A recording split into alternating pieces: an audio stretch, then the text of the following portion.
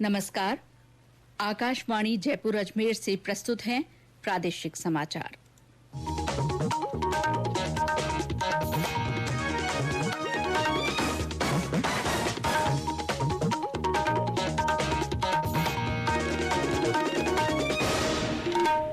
मुख्य समाचार। रक्षा राज्य मंत्री अजय भट्ट ने कहा है कि रक्षा तकनीक में देश को आत्मनिर्भर बनाने पर सरकार का विशेष जोर है। सड़क परिवहन और राजमार्ग मंत्री नितिन गडकरी ने कहा है कि इलेक्ट्रिक वाहन और हरित ईंधन भारत के विकास में अहम भूमिका निभाएंगे। कृषि मंत्रालय ने मोटे अनाज के बारे में जागरूकता पैदा करने के लिए विभिन्न उपाय किए। राष्ट्रीय सड़क सुरक्षा परिषद जयपुर, जोधपुर और कोटा में ध्वनि प्रदूषण जांचने के लिए सर्वे करेगी। और राज्य में आज कुछ जिलों में हल्की से मध्यम बारिश, अगले 2 दिन पूर्वी जिलों में तेज बरसात की चेतावनी।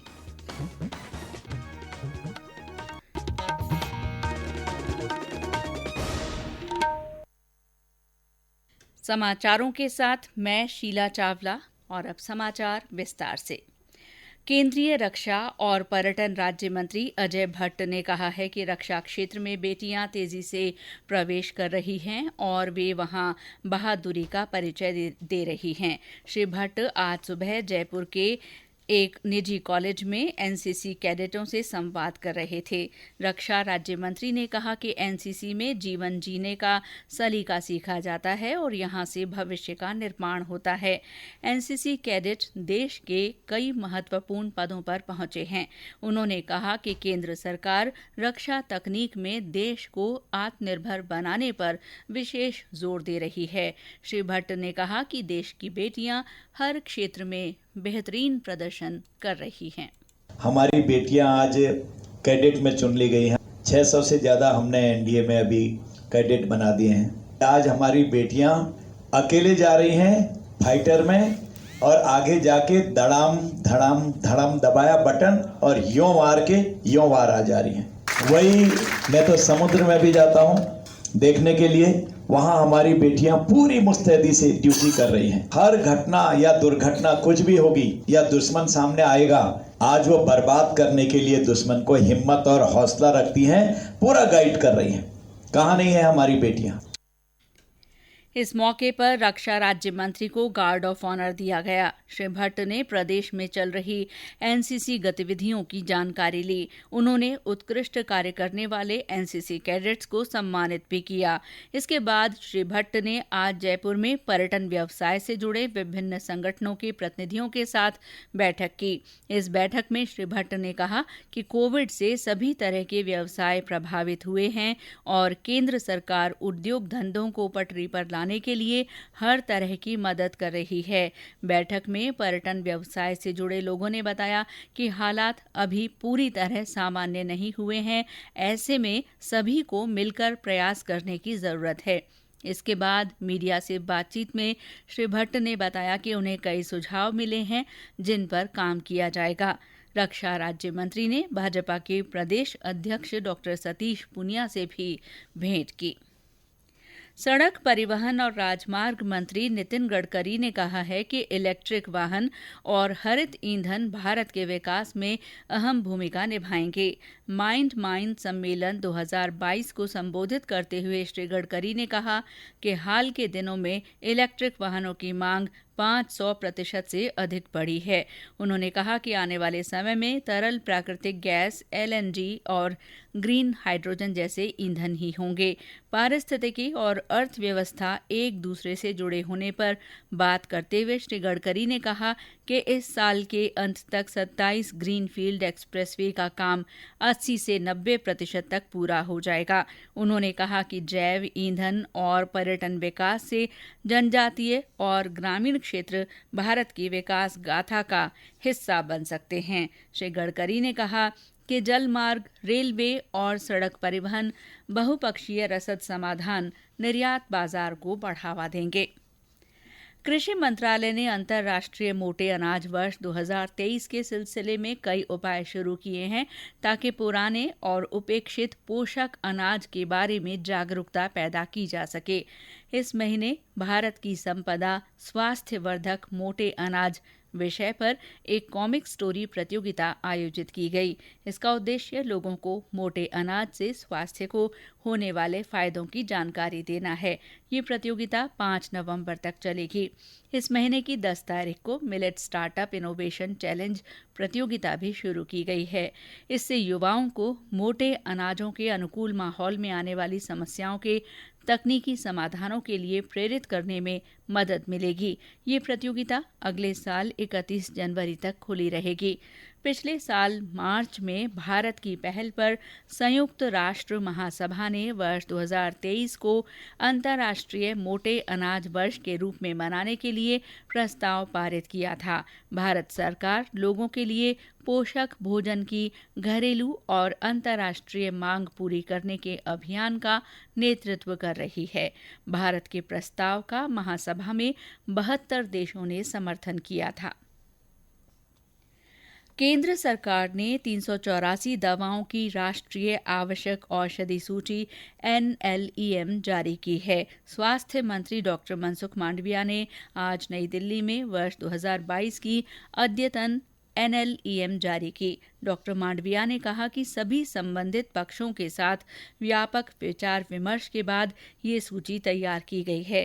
राष्ट्रीय औषध मूल्य प्राधिकरण इन दवाओं का मूल्य निर्धारित करेगा और विनियमित करेगा। इससे लोगों को अच्छी और सस्ती दवाएं उपलब्ध हो सकेंगी। स्वास्थ्य राज्य मंत्री डॉक्टर भारती पवार ने कहा कि प्रधानमंत्री नरेंद्र मोदी के नेतृत्व में औषध क्षेत्र निरंतर विकास कर रहा है।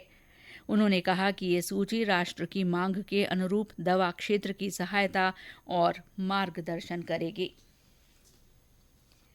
आकाशवाणी समाचार जयपुर की ओर से बुलेटिन में चलाई जा रही जागरूकता श्रृंखला में हम हर मंगलवार को केंद्र सरकार की महत्वपूर्ण समावेशी योजनाओं या पहल की जानकारी साझा करते हैं। आज हम आपको स्टार्टअप इंडिया कार्यक्रम के बारे में जानकारी दे रहे हैं। इस कार्यक्रम को प्रमुख रूप से स्टार्टअप के लिए सकारात्मक माहौल उपलब्ध कराने के लिए शुरू किया गया था। 16 जनवरी 2016 को देश में स्टार्टअप और नवाचार को पोषित करने के लिए एक मजबूत इकोसिस्टम बनाने की कार्य योजना शुरू की गई थी। इन 6 सालों के दौरान विभिन्न क्षेत्रों में स्टार्टअप शुरू हुए हैं। पहले जहां 10,000 स्टार्टअप्स को 808 दिनों में मान्यता मिली, वहीं अब 10,000 स्टार्टअप्स की मान्यता 156 दिन में ही कर दी गई। इस हिसाब से रोजाना 80 से ज्यादा स्टार्टअप्स को मान्यता मिल रही है। ये दर विश्व में सर्वाधिक है। इससे पता चलता है कि स्टार्टअप संस्कृति का भविष्य संभावनाओं से भरपूर और उत्साहवर्धक है। कुल मान्यता प्राप्त स्टार्टअप्स में से लगभग 12% IT सेवाओं से जुड़े हैं। भारतीय स्टार्टअप इकोसिस्टम ने 7,46,000 रोजगार पैदा किए हैं और इसमें गत 6 वर्षों में सालाना 110% की वृद्धि हुई है। हमारे कुल स्टार्टअप्स में से 49% टियर 2 और टियर 3 शहरों से हैं, जो हमारे देश के युवाओं की जबरदस्त क्षमता के परिचायक हैं। ये समाचार आकाशवाणी जयपुर अजमेर से प्रसारित किए जा रहे हैं। राष्ट्रीय सड़क सुरक्षा परिषद पहली बार ध्वनि प्रदूषण जांचने के लिए बड़े स्तर पर सर्वे कर रहा है। जयपुर, जोधपुर और कोटा में ध्वनि प्रदूषण की मॉनिटरिंग की जा रही है। जयपुर में 300 स्थानों और जोधपुर में 200 स्थानों पर ध्वनि प्रदूषण मापा जाएगा। कोटा में 150 से अधिक स्थानों पर ध्वनि प्रदूषण और ट्रैफिक की मॉनिटरिंग होगी। जोधपुर में सर्वे कार्य शुरू हो गया है, जो 10 दिन चलेगा। मुख्यमंत्री अशोक गहलोत ने कहा है कि खेल आपसी भेदभाव को मिटाकर भाईचारा बढ़ाते हैं। श्री गहलोत आज जयपुर जिले के दूदू में ब्लॉक स्तरीय राजीव गांधी ग्रामीण ओलंपिक खेलों के कार्यक्रम को संबोधित कर रहे थे। श्री गहलोत ने कहा कि खेलों से जात पात और धर्म का भेदभाव मिटता है और आपसी प्रेम बढ़ता है। उन्होंने कहा कि यही कारण है कि सरकार राज्य में खेलों को बढ़ावा दे रही है। मुख्यमंत्री ने कहा कि ग्रामीण ओलंपिक खेलों के माध्यम से राज्य में खेलों का माहौल बढ़ेगा। इसी तर्ज पर जल्द ही शहरों में भी प्रतियोगिताएं आयोजित की जाएंगी। मुख्यमंत्री ने इस मौके पर विभिन्न योजनाओं का शिलान्यास और लोकार्पण भी किया।